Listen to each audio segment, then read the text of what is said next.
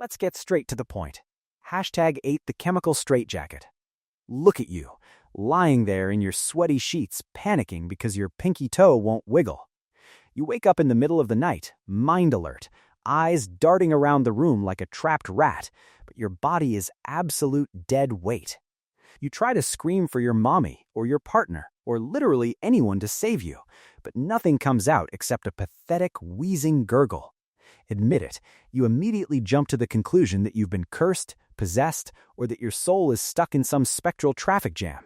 You feel helpless, weak, and honestly, you look ridiculous. Wrong. You aren't fighting a spiritual battle, you absolute walnut. You're fighting your own biology, and you are losing. Here's the deal. Your brain is trying to save you from yourself, and because you have a terrible sleep schedule, you've broken the mechanism. You think your soul is trapped? No. Your brain has simply forgotten to turn the keys in the ignition of your meat vehicle. You woke up during the wrong cycle, and now you're suffering the consequences of your own poor life choices. Let's use big words so you might actually learn something. Scientists call this REM atonia. When you enter rapid eye movement sleep, your brainstem, specifically the pons and the medulla, floods your system with neurotransmitters like GABA and glycine. These chemicals switch off your motor neurons. This is a safety feature so you don't physically act out your dreams and punch your nightstand or run into a wall.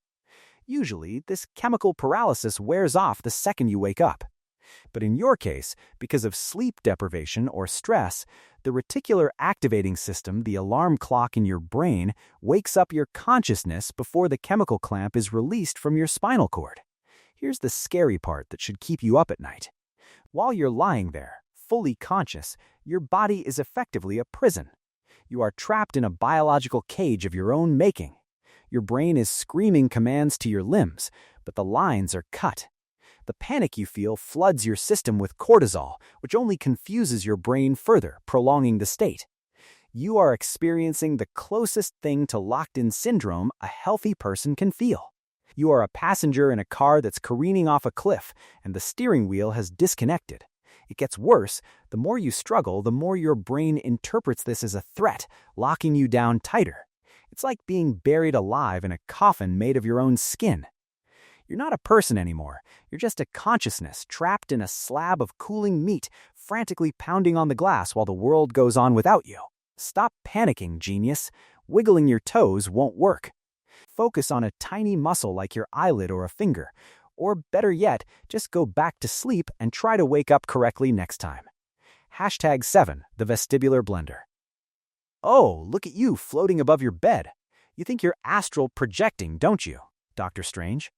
You feel that weird vibration, that sensation of lifting out of your body, and you think, wow, I'm finally ascending to a higher plane of existence. You tell your friends you had an out-of-body experience and felt your soul detaching from your physical form. You sound delusional. You aren't traveling the astral plane. You're just a glitching biological machine that can't orient itself in three-dimensional space. Here's the truth that's going to crush your spiritual ego. Your soul isn't going anywhere. Your brain is just failing to calculate where you are. You aren't floating. You are hallucinating motion because your sensory inputs are firing misfires. Spoiler alert, that feeling of ascension is actually just your brain vomiting up conflicting data because it's confused about whether you're upright, lying down, or spinning in circles. You aren't special. You're just dizzy. Let's talk about the temporoparietal junction TPJ. This creates your sense of self-location. During sleep paralysis, your vestibular system, the fluid-filled tubes in your inner ear that control balance, is active, but your body is paralyzed and providing zero feedback. This sensory mismatch causes the TPJ to panic. It tries to reconcile the fact that you feel like you're moving with the fact that you aren't. Visual conflict. The result? A proprioceptive hallucination. Your brain creates a phantom body to make sense of the signals. It's a neurological error code, not a superpower. Here is the nightmare fuel you didn't ask for. Because your brain can't locate your body, it starts to improvise. This is why people feel like they are spinning, falling through the bed, or being dragged across the ceiling. It gets worse. Because your spatial processing is broken, you lose the ability to define the boundaries of your own skin. You might feel like you're expanding to fill the room or shrinking into a singularity. It is a total dissolution of your physical reality, a terrifying disconnect where you are literally losing your grip on where you end and the void begins. It's like being strapped into a roller coaster inside a washing machine, but your eyes are glued open, staring at a still ceiling. Your brain is blending your reality like a sensory smoothie, and you're just the chunk of fruit getting pulverized. Ground yourself, Space Cadet. Remind yourself that gravity exists and you're just lying in bed. Stop trying to fly and just accept that your inner ear is drunk. Admit it. You've seen him. The Hat Man. The shadow figure in the corner. The demon sitting on your chest. You lie there paralyzed, tears streaming down your face, convinced that a literal demon from hell has come to harvest your soul. You pray, you bargain, you mentally scream. You think this proves the existence of the supernatural. Look at you, shivering like a frightened toddler because your laundry pile looks a bit scary in the dark. It's embarrassing. Wrong.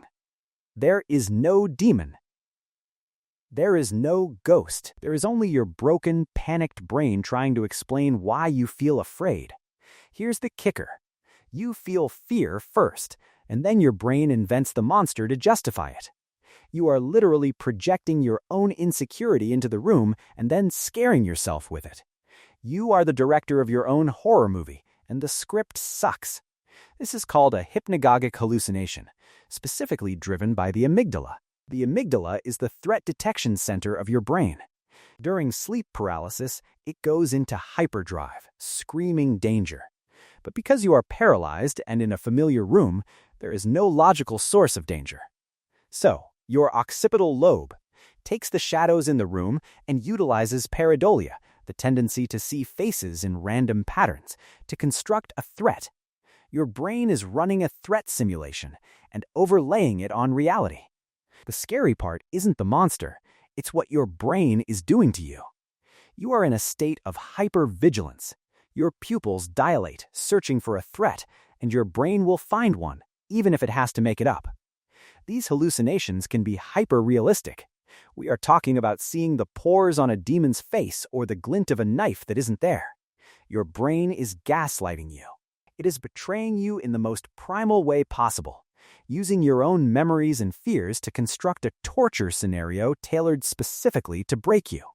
It's like wearing a VR headset that's permanently stuck on a horror game, but the headset is stapled to your eyeballs. You are marinating in a soup of your own terror, staring at a coat rack that your brain has decided is the Grim Reaper. Close your eyes, you moron. If you can't see the room, your brain can't overlay monsters into it. Stop staring at the corner and use some common sense.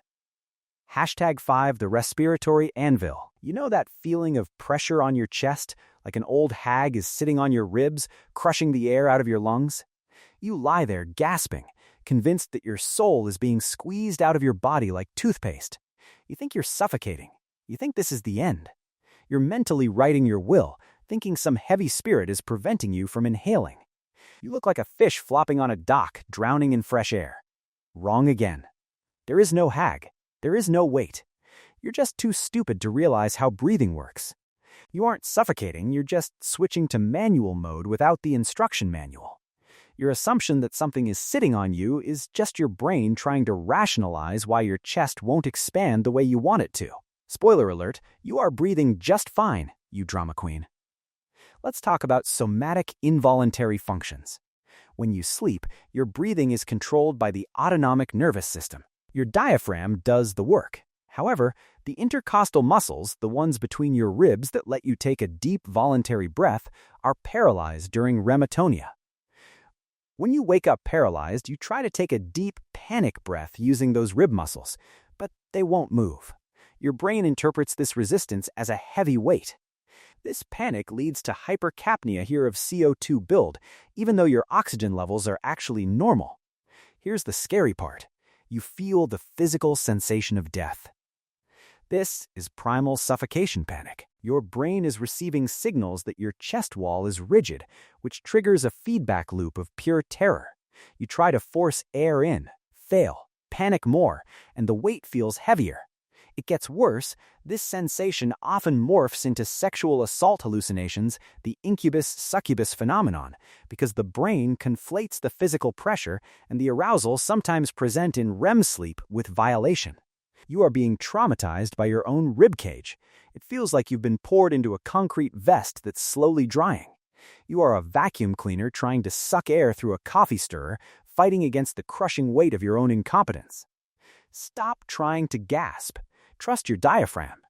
Your body knows how to breathe without your conscious meddling. Just relax and stop trying to hyperventilate. #4 the auditory static storm. So you hear the buzzing, the scratching, the demonic whispers calling your name? You lie there thinking you've tuned into the frequency of the dead. You think the spirits are trying to communicate with you. You are listening intently, trying to decipher the message, thinking you're the chosen one. Look at you, straining your ears, terrified that the voices are getting louder. You think your house is haunted? No, your head is just broken. Here's the deal. The only ghosts in your room are the ghosts of your dying brain cells. Those sounds aren't coming from outside, they are coming from the hardware inside your skull misfiring. You aren't hearing the underworld, you're hearing the biological equivalent of an untuned radio. You aren't special, you're just experiencing a sensory short circuit. This is the result of hyperactivity in the auditory cortex. During the transition to wakefulness, your middle ear muscles can spasm, and your auditory neurons can fire spontaneously. This is often linked to exploding head syndrome, a parasomnia where you hear a loud bang or crash. In sleep paralysis, this manifests as static, buzzing, or voices. It's neural noise. Your brain tries to interpret this random static as speech because humans are evolutionarily hardwired to recognize language. It's apophenia for your ears. The scary part is that you can't turn the volume down. The buzzing can become deafening, vibrating through your skull and teeth. It feels like your head is about to pop. It gets worse because you are scared. Your brain interprets the random noise as malicious. The static turns into footsteps approaching your bed. The buzzing turns into a scream. You are trapped in a soundproof box with a maniac, and the maniac is your own cochlear nerve. It's like someone stuck a fork into a garbage disposal and held it against your ear canal. You are listening to the sound of your own operating system crashing, a screeching feedback loop of biological static. Ignore the noise. It's not a ghost, it's just your brain failing to filter out the garbage. Don't answer the voices. They aren't real, you psycho. #3 the phantom touch. This is the one that really makes you wet the bed. You feel a hand grab your ankle. You feel hot breath on your neck. You feel something crawl under the covers with you.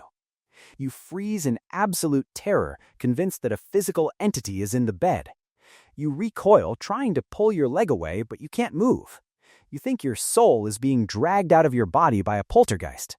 You look like a coward, flinching at nothing. Wrong. Nobody wants to touch you, not even a demon. That sensation of being grabbed? That's your brain's body map glitching out. You aren't being assaulted by a spirit, you are being assaulted by your own parietal lobe. Your brain expects tactile feedback, doesn't get it, and fills in the blank with the most terrifying option available. This involves the somatosensory cortex, which maps your body. During sleep paralysis, the lack of input creates a vacuum. To make sense of the conflicting signals, frozen body, your brain hallucinates touch. This is related to the phantom limb phenomenon. Your brain invents a sensation to explain why it feels off. The presence you feel is actually a projection of your own body schema. You are essentially sensing your own self as a foreign object. Here is the true horror: violation. The sensation is indistinguishable from reality. The nerves fire as if you are actually being touched. You feel the temperature, the texture, the pressure. It is an invasive, visceral horror that creates deep psychological distress. It gets worse because you are paralyzed. This triggers an evolutionary predator response. You feel like prey being toyed with. It is the ultimate betrayal of your senses. It's like having invisible spiders crawling under your skin.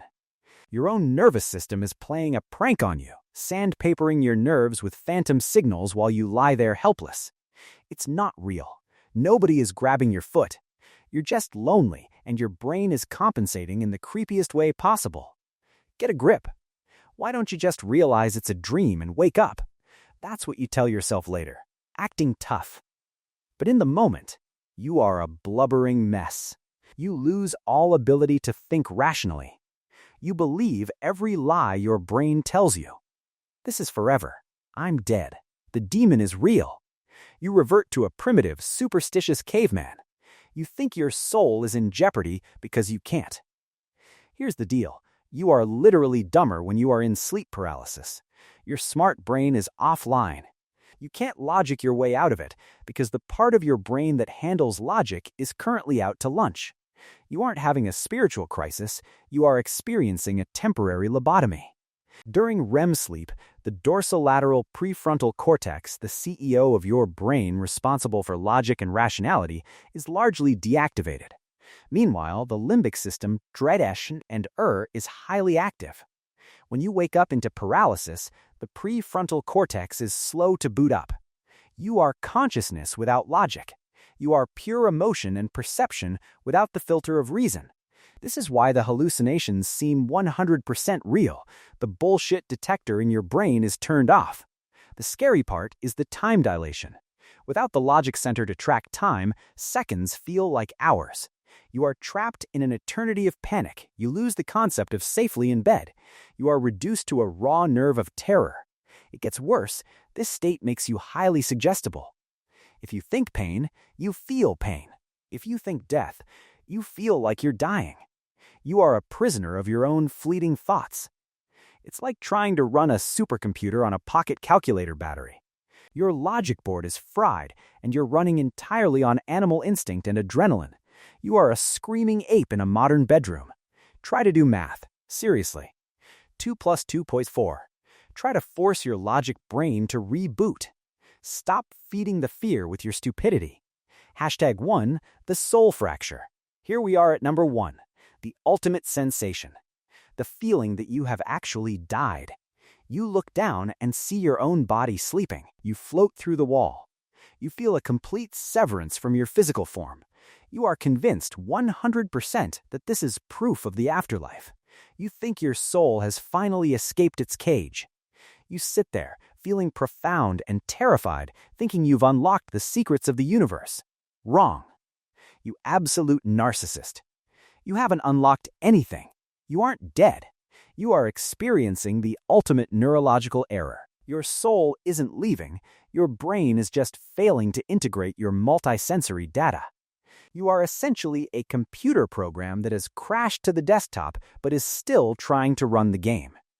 This is the otoscopic hallucination, or otoscopy. It happens when the temporoparietal junction fails completely to integrate tactile, visual, and vestibular information. Your brain usually maintains an egocentric view, I am here. Looking out.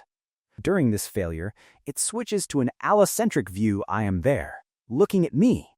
It projects your point of view outside your body to try to make sense of the sensory chaos. It is a desperate attempt by your brain to locate you in space, and it fails, placing you on the ceiling. The horror here is existential. You lose the fundamental anchor of your existence, being in your body. It is a dissociative nightmare. You feel the cold void of non-existence. It gets worse. People often describe seeing their body as a rotting corpse or a hollow shell during this state. It is a direct confrontation with your own mortality, fabricated by a brain that has lost its GPS signal. You are staring your own death in the face, and it's all just a glitch. It's like a corrupt video file where the audio and video tracks have desynced.